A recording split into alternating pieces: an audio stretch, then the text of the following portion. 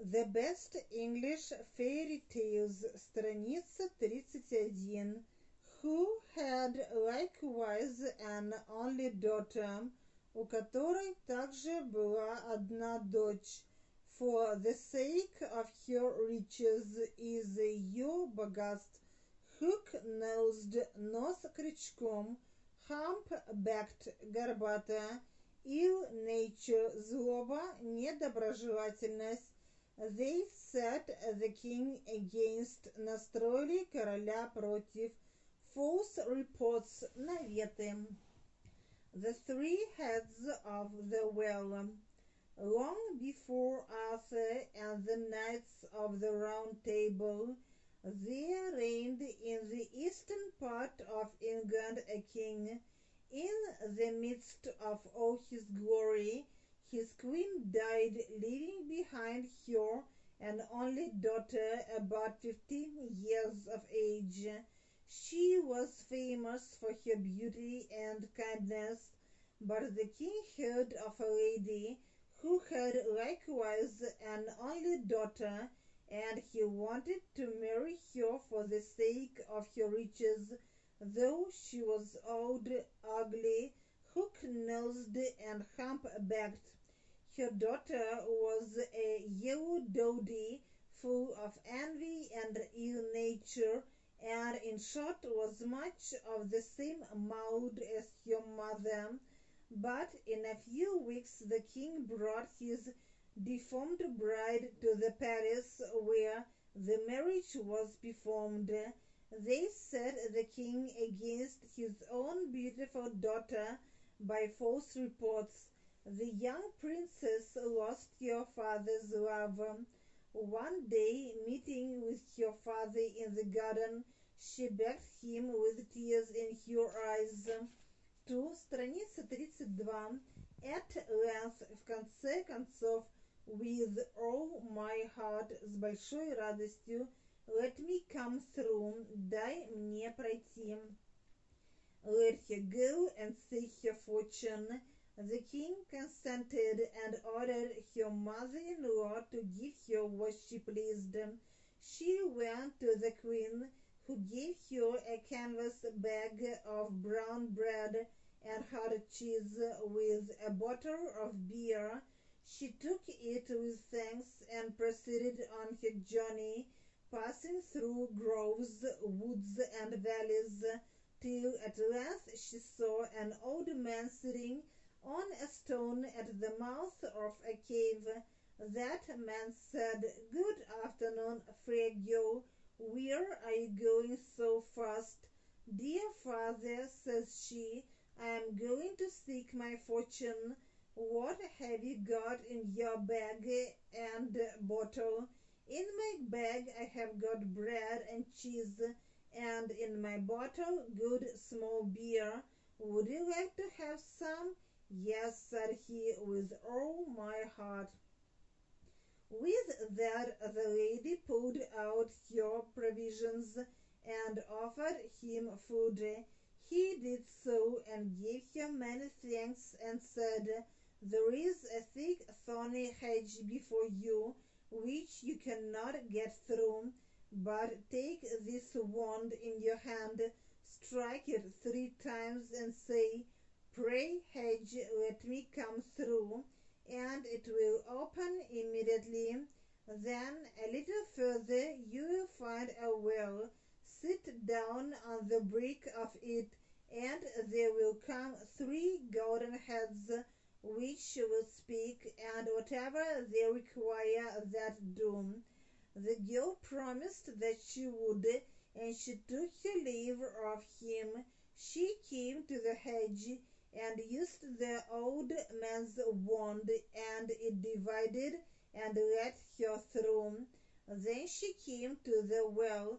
She sat down, and a golden head came up, saying, "Wash me and comb me, and lay me down softly, and lay me on a bank to dry, that I may look pretty when somebody passes by."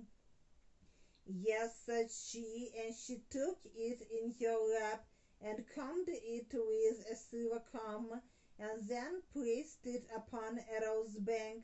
Then the second and the third head came, saying the same words. So the girl did the same for them, and then she sat down to eat her dinner. Then said the heads one to another, "What shall we do for this girl who has used us so kindly?" The first head said, "I will make her to be so beautiful that she could charm the most powerful prince in the world." That done, too easily, she took her leave of him. Она с ним попрощалась. Who has used us so kindly, которая к нам отнеслась так по-доброму. Страница 34. The second had said, "I will give her a sweet voice. Even the nightingale would envy her." The third had said, "I will make her so fortunate that she could become queen to the greatest prince that reigns." She then let them down into the well again, and so went on her journey. She had not traveled long before she saw a king hunting in the park with his nobles. The king caught a sight of her, approached, and he liked her beauty and sweet voice very much. So he fell desperately in love with her, and soon induced her to marry him. This king found that she was the king's daughter, ordered some chariots to be got ready. He wanted to pay the king, his father-in-law, a visit. The chariot in which the king and queen rode was adorned with rich gems of gold. The king, her father, was at first astonished that his daughter had been so fortunate, till the young king let him know of all that had happened. Great was the joy at court among all, with the exception of the queen and her ugly daughter, who were ready to burst with envy. Their rejoicing, with feasting and dancing, continued many days. Then they returned home with the dowry that her father gave her. The hump-backed princess, perceiving that her sister had been so lucky in seeking her fortune, wanted to do the same, so she told her mother, and all preparations were made. Страница 35. And she was furnished with rich dresses, and with sugar, almonds, and sweets in great quantities, and a large bottle of wine. With these she went the same road as her sister, and coming near the cave, the old man said, "Young woman, where are you going so fast?" "What's that to you?" said she. Then said he, "What have you in your bag and bottle?" She answered, "Good things which you shall not be troubled with." "Won't you give me some?" said he. "No, not a bit, nor a drop." The old man frowned, saying, "Evil fortune attend you." Going on, she came to the hedge, through which she espied a gap, and thought to pass through it, but the hedge closed, and the thorns ran into her flesh, so that it was with great difficulty that she got through. Being now all over blood, she searched for water to wash herself, and looking round she saw the well. She sat down on the brink of it, and one of the heads came up, saying, "Wash me, comb me, and lay me down softly as before." But she banged it with her bottle, saying, "Take that for your washing." So the second and third heads came up and met. "What's that to you? А тебе какое дело? Which you shall not be troubled with, которые тебя не касаются." being now all over blood, вся в крови. Страница 36. All ran away, but все убежали, кроме with no better treatment than the first. The heads consulted among themselves what evils to plague her with for such usage.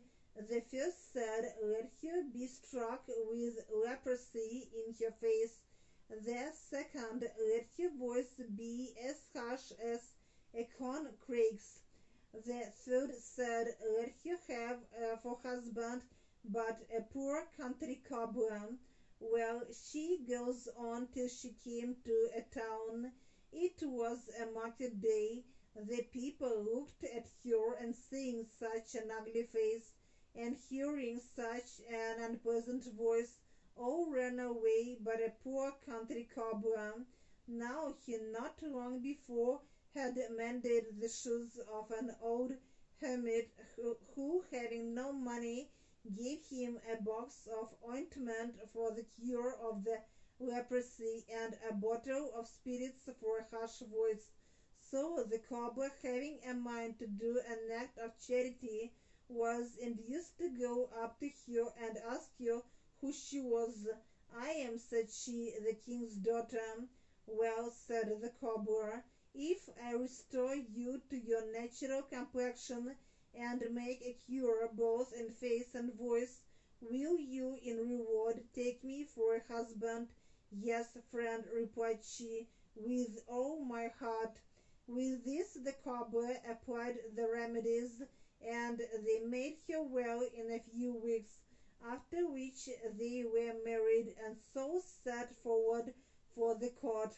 When the queen found that her daughter had married nothing but a poor cobbler, she hanged herself in wrath. The death of the queen so pleased the king, who was glad to get rid of her so soon, that he gave the cobbler £100 to quit the court with his lady and take to a remote part of the kingdom, where he lived many years mending shoes, his wife spinning the thread for him to get rid of her so soon. Так скоро от нее избавился.